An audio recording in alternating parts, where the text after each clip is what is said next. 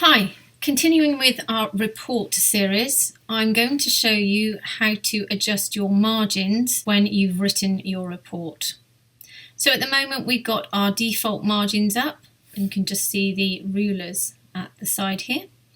We've got our default document up, the one that we've been working with throughout this series. I'm just going to increase the zoom, so we're just working with one page. And let's just scroll down.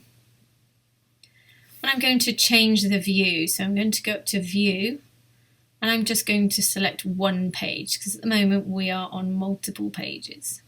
So I'm just going to select one page. There we go. Now as you can see at the top here, we can see that our margins are as wide as this grey section of the ruler. Now to change this, I'm just going to ensure that my cursor's on this page, just so that we've selected this particular page, but of course it will affect the entire document. I'm then going to go to Layout, and I'm going to go along to Margins here. Click on the drop down.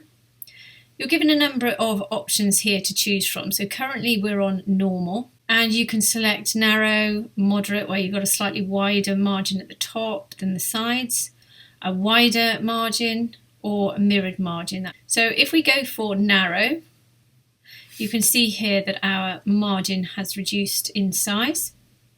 But of course it depends on whether you're putting in headers and footers and page numbers, and that of course will affect how much room you have at the top and the bottom of your document.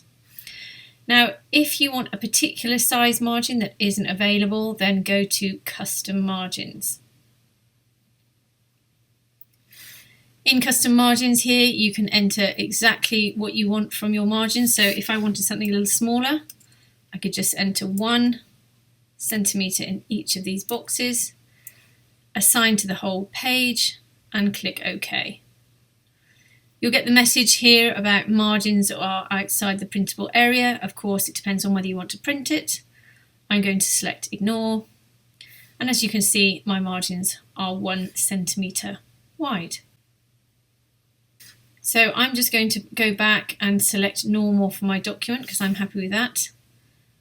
And then zoom back out. Let's just go to view, multiple pages. And of course, one of the reasons that you can select these different options for the margins is sometimes you'll have a page where you just want to include a header or a footer or a title that always seems to be knocking over to the next page. And sometimes just by introducing a little bit more space, by increasing or decreasing the size of your margins, can just help get that information onto the page.